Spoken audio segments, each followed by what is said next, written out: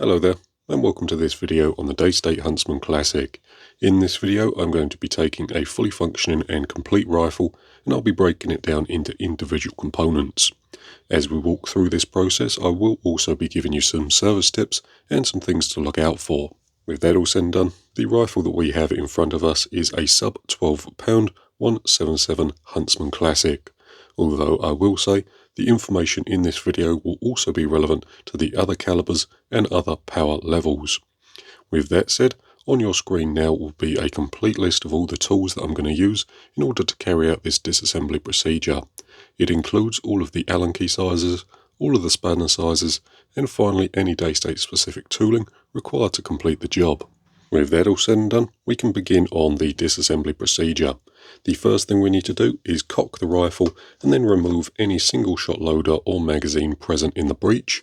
What we can do then is close the bolt and fire the rifle into a nice safe backstop. This ensures that there is not a pellet loaded into the barrel and that the rifle is safe to work on. The next thing we're going to be doing is fully degassing the rifle.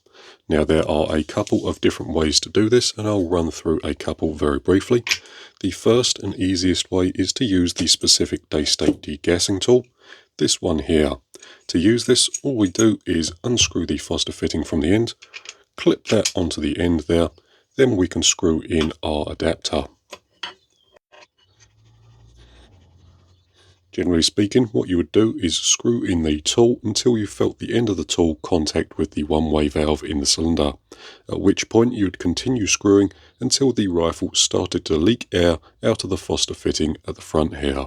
At this point you would leave the rifle to degas fully until the hissing stopped, then you would simply remove the tool from the end and then check the gauge on the bottom of the rifle. Now I've already degassed this rifle just to save us a little bit of time, and I'm happy to proceed. I would however recommend taking another dry fire into a nice safe backstop to make sure that there was no residual air left inside the cylinder. But with that said and done, the next thing we can do is remove the stock by loosening the stock bolt in the bottom using a 5mm Allen key. With the stock bolt removed, we can lift the stock up nice and gently, pulling it back, then lifting it up. As you pull the action out of the stock, you do need to be careful of this lip in the stock itself, so just hook that out from the trigger guard. Another way to degas the rifle would be to either loosen the Foster fitting at the end or loosen the gauge on the bottom of the action. You can loosen the gauge using a 22mm spanner, and you can loosen the Foster fitting on the end using a 16mm spanner. The only thing I will say is that as you undo them, just be nice and careful. When the rifle is pressurized, there'll be an awful lot of force on the Foster fitting and the gauge itself, so as you undo them, just do it nice and slowly, and then as soon as the rifle starts to hiss, leave it alone and let it fully degas. Up next, we're going to be removing and disassembling the shroud. To begin with, we need to remove the barrel band at the bottom here by using a 1.5mm Allen key to remove the 3 securing grub screws. With all 3 grub screws removed, we can nice and carefully slide the barrel band off the end of the cylinder, off the end of the shroud, then put that nice and safely over to one side. Up next, we can use a 1/16 Allen key to remove the 2 securing grub screws in the side of the shroud, so just one on either side there. With those loose, we can slide the shroud off the barrel.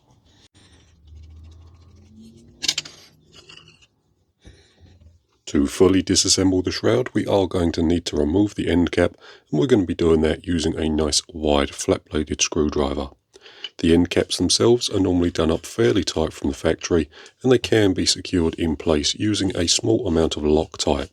If you're having trouble removing the end cap, what you may have to do is hit the end of the shroud with something like a heat gun to break the Loctite, and then you should be able to unscrew the end cap. With that removed, what we can do then is use something like a push rod to push the other piece out the end of the shroud. And there we have the shroud tube fully disassembled, so we'll put this over to one side. And then we have the Shroud carrier along with a couple of O-rings. The O-rings just act as spacer or bumper pieces between the end cap to keep it in position and provide a nice amount of insulation between the metal shroud and the barrel. This part here centralises on the inside of the shroud, and the prongs here go round the outside of the barrel just like that. But with that said, we can put this all over to one side and continue on with the rifle. Up next, we're going to be removing the breech block from the main action of the rifle. To do that, what we need to do is remove the 6 securing screws in the top of the block. So at the front here, we have 2 Allen-headed bolts. In the middle, we have 2 flat-headed bolts. And at the back here, as this is a sub-12-pound rifle, this is fitted with some anti-tamper bolts. Although on the high-power and FAC rifles, these will just be standard Allen-headed bolts. We'll start off at the front, and we're going to be removing these two using a 2.5mm Allen key. Moving on to the middle two, we can just remove those using a flat-headed screwdriver. And then the rearmost two can be removed with our triangle anti-tamper removal tool. With the 6 bolts loose, we can very gently pull the 2 halves of the block apart, making sure not to lose any of these small O-rings. Can then tip the bolts out, making sure they're all out. And then at this stage here, we can remove the magazine indexing plate and lift up this brass piece here. Pulling that and removing that, we can put that to one side. We can also remove this pin here. And behind that there will be a small spring, but we're going to be leaving that in place for the time being. While we're here, we are also going to be removing the brass transfer port, being nice and careful to remove that. So there's our transfer port there. We do still have a small O-ring in the base of the barrel, so I'm going to remove that from there. And I'm also going to be removing the O-ring in the block itself, so just that one there. The next thing we can do is fully disassemble the breech block, starting by removing the barrel. To remove the barrel, we need to remove the 4 securing grub screws, 2 in the top and 2 in the bottom, and we're going to be doing that using a 2mm Allen key. As you remove the grub screws, just be aware that the 2 in the top of the block are slightly longer than the 2 in the bottom. But with all 4 loose, we can remove the barrel and stick that nice and safely over to one side. The next thing we'll do is remove the pellet probe from the rear of the block. To do that, the first thing we need to do is remove the cock and dog, and that's done with a 3/32 Allen key. Now the cock and dog itself may be held in by a small amount of blue Loctite from the factory, so just be nice and careful as you go to loosen it. But there we have it, there's the cock and dog. The next thing we can do is remove the small spring ball detent on the top of the block. That's done by using a 2mm Allen key. Being nice and careful not to drop the small grub screw. With the grub screw removed, we can come back through with a small stack of magnets and very carefully pull the spring and the ball bearing out from the block itself. So there we have it. The next thing we can do is simply pull the probe out through the rear of the block, and there we have it. The pellet probe does have a pellet probe O-ring on the end. This seals in the breech end of the barrel and stops air from leaking every time we take a shot. So if you have a puff of air emanating from the end of the barrel every time you take a shot, it's more than likely going to be that O-ring there. Another symptom of this O-ring failing is that the rifle may be low on power. This can also be said about the 2 O-rings around the transfer port. These O-rings here stop air leaking out between the joint of the block and the main action every time we take a shot, and if either one of these have failed, air will be able to escape around the blocks. And again, if either of these 2 O-rings has failed, your rifle may be low on power. Up next, we're going to be removing the trigger, safety and hammer spring assemblies from the main action of the rifle. To begin with, we're going to be removing the trigger guard, and that's done by using a flat-bladed screwdriver to remove these 2 screws here, one at the front, one at the back. As you undo these, you will need to keep a grip of the captive nuts to stop them spinning within the trigger frame.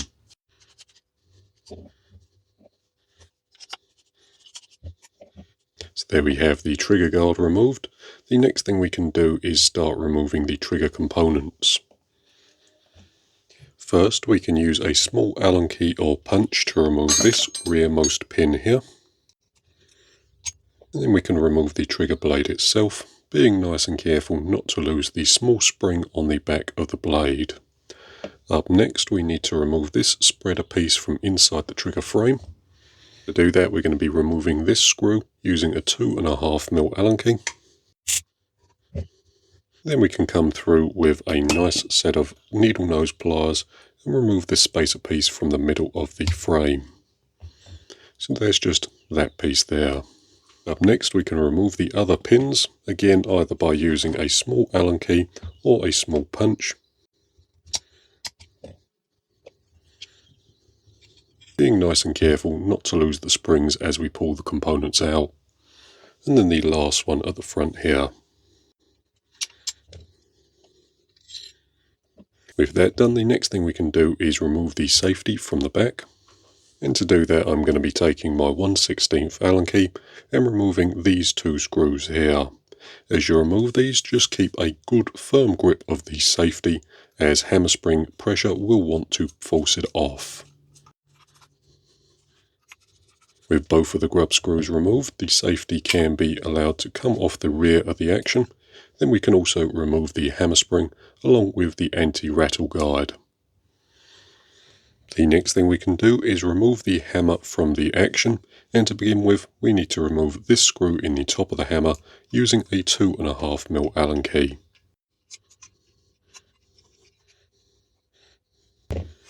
With that removed, we can just tip the hammer out of the rear of the action, and there we have our slingshot hammer. Up next, we're going to be disassembling the safety unit. To begin with, we'll flip the unit over and then remove this screw in the back using a wide flat-bladed screwdriver. As you remove this, be nice and careful, as there are a spring and a ball bearing between the two halves of the safety. So just be aware of that as you loosen this screw. And then be nice and careful when you separate the two halves. So there we have the small ball bearing. And then in the other side of the unit we also have the small spring, which I'm going to be removing just so it doesn't get lost. Up next, we're going to be removing the safety screw itself, this one here. To do that, I'm going to be loosening the lock nut using a 1/4 inch spanner. Then I can come along with a 3/32 Allen key and remove the safety screw. Here we have it there. We do also have an anti-tamper present in the safety itself. This rod here just stops us from accessing the hammer spring adjustment, so we can't alter the power of the rifle. If you needed to remove this for any reason, you could simply use a nice thin flat-bladed screwdriver, get in the back here and push the rod down. It should come out of this hole in the bottom. If it gets stuck about halfway, we can come through with a nice soft O-ring pick and just poke that out the bottom, at which point we should just be able to use a stack of magnets to pull the pin out. So there we have it. The pin itself won't be present on the high power rifles, and in the sub 12 rifles a small amount of Loctite is sometimes used to keep the pin in position. Right then, the next thing we're going to be doing is disassembling our hammer, and to begin with, what I thought I'd do is give you a brief explanation as to how our slingshot hammer works. So typically in a standard rifle, our hammer would just simply be a slug of material that we can use to compress our hammer spring, and that we can use a trigger sear to latch against. When we take a shot, the trigger sear is released. The hammer flies forward under hammer spring pressure, at which point the end strikes the valve. At this point the valve opens, and then a small amount of compressed air is used to propel a pellet out the end of our barrel. Our slingshot hammer is slightly different in that it has this reciprocating weight in the middle. So in our standard firing cycle, we would compress our hammer spring using our hammer. Our trigger sear would latch against this edge here. When we fire the rifle, the trigger sear would release, the entire assembly would fly forward, and then this front face here would strike against a stop within the block, at which point the center section of the hammer would continue moving, and then this section here would strike against our valve. The benefit of a system like this is that we can use a relatively heavy hammer spring, a relatively light hammer, but we don't have to worry about any preload on the valve. So preload on our valve would be described as the hammer pushing against the valve pin when the rifle is at rest. Having the hammer touching or pressing against the valve at rest increases the overall efficiency of the rifle and enables hammer bounce. And hammer bounce can be simply described as repeated hammer strikes against the valve as the hammer is being jostled between the hammer spring and the closing force of the valve. This system doesn't have any hammer bounce as the weight of the hammer is not being influenced by the hammer spring.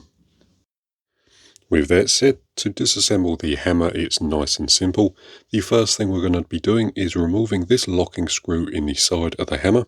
You may have to rotate this brass piece at the end to align the grub screw with the hole in the side. But once we have it aligned, we can just remove the grub screw using a 2mm Allen key. Put that to one side. Then we can come along with a nice long M4 bolt and screw that into the side of the hammer. At this point we can take a nice wide flat bladed screwdriver and unscrew this brass piece. The brass piece itself may be held in by a small amount of Loctite from the factory, so just be aware of that as you remove it. The other thing I'll mention is that you should be holding the screw as you remove the brass piece, and all you're really trying to do is stop this piece from rotating as you unscrew the brass piece. With that done, we can remove our M4 screw, tip the weight of the hammer out the end, and there we have it. And then finally we can remove the striking face of the hammer simply by using a 3mm Allen key to wind the internal screw out. And with that done, that's our hammer fully disassembled. We'll put all these pieces to one side and continue on with the block. Right then, the next thing we're going to be doing is fully disassembling the cylinder. To begin with, we're going to be taking a nice big Allen key, inserting that into the rear of the action, then using that Allen key to depress the valve. What we're doing here is testing to see if there's any residual air left inside the cylinder. If the valve itself moves nice and freely, we know that there's no air left inside the cylinder. However, if the valve does not feel like it's going to move, you may still have some air in the cylinder. If that is the case, there are a couple of things that you can do. Number one, you could come back with your degassing tool and try degassing the end of the cylinder once again. The other option is to nice and carefully loosen the gauge on the bottom of the action. To do that, I'm going to be using a 22mm spanner, coming along the gauge and then cracking it loose. After a turn or so, it should go nice and loose, and I can do that by hand. Then we can just remove it from the bottom. If you still had air left inside your cylinder, as soon as you cracked the gauge loose, air would start leaking out of the bottom, and I would recommend to crack it loose until the rifle started leaking air. Then you would leave the rifle to fully degas itself, at which point you could remove the gauge entirely, and then we have this subassembly here. There's two pieces to this. We have the gauge and the spacer, and then between them we do also have a doughty seal. If you have air leaking out of the joint of these two components here, that doughty seal there has failed and you'll need to replace that. We do also have another seal within the valve, so this seal here, that seals on the base of those threads there, and if that has failed, you'll have air leaking out of this area here, and you'll simply need to replace that seal. If you wanted to separate these two components, all you would need to do is hold this piece in a vise with some nice soft jaw protection, then you could crack the gauge loose, replace your doughty washer, then reassemble the assembly. But there we have it. I'll stick this to one side. And the next thing I'm going to be doing is removing the stock bolt attachment at the bottom here. To do that, what I'm going to be doing is coming through with a ball-ended 4mm Allen key. I'm going to be installing that into the screw head at the top. Then I'm going to be coming through with an adjustable spanner and cracking the stock bolt attachment loose. Once it's loose, we can just unscrew it by hand. Then we can pull the bolt out from the action, tipping it out through the back. So there we have it there. Stick these pieces over to one side. Up next, I'm going to be removing the end cap from the end of the cylinder, so this piece here. These are normally done up really quite tightly from the factory, so what I'm going to be doing is holding the end piece in my vise with some nice soft jaw protection, then I'm going to be cracking it loose. So I'll get it loose, then I'll bring you back. Once the end cap's loose, we can just remove that by hand. The end cap itself does have two O-rings around the base. These O-rings seal within the inside of the cylinder, and if they have failed, you'll have air leaking up through the threads and from the joint of these two components here. With that said, we do also have a Foster fitting on the end, which we can remove using a 16mm spanner. The Foster fitting on the end houses a Doughty seal around the base of the threads. If this has failed, you'll have a leak of air emanating from the joint of these two components. We also have a one-way valve in the Foster fitting itself. This O-ring seals within the inside of this piece here and stops air from leaking out of the end of the Foster fitting. If this O-ring has failed, you'll have a constant leak of air emanating from this hole here, and you'll need to replace this O-ring. We do also have a micro mesh filter in the base of the unit there, and if you need to remove that, that can be removed with a flat bladed screwdriver. I'm going to be leaving it installed for now, but you could remove it if you wanted to. With that done, the last thing we can remove from the cylinder is the valve itself. To do that, we're going to be removing the two screws, one in either side, using a 5mm Allen key. With that done, we can now push the valve out the end of the cylinder, and to do that, what I'm going to be using is a long tube of Delrin.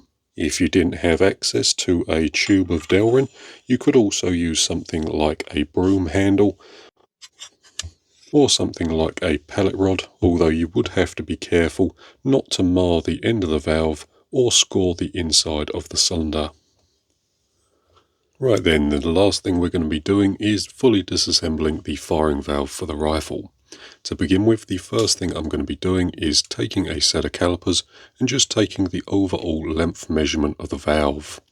On this particular valve, it seems to be pretty much exactly 71mm, so I'll make a note of that. With that done, we can unscrew the back cap here, and then we can nice and carefully remove the valve pin as well as the valve return spring. In the valve body, there will still be the small seat, so we'll knock that out very quickly. And there we have the valve seat removed. The last piece we can remove from the valve body is the valve stem seal, and that's hidden under this small nut here. To remove this, we're just going to be using a flat-bladed screwdriver. With that removed, that exposes the small O-ring, and that can be just hooked out with a small Allen key. Right then, so we have a few seals here, and I'll briefly explain the valve.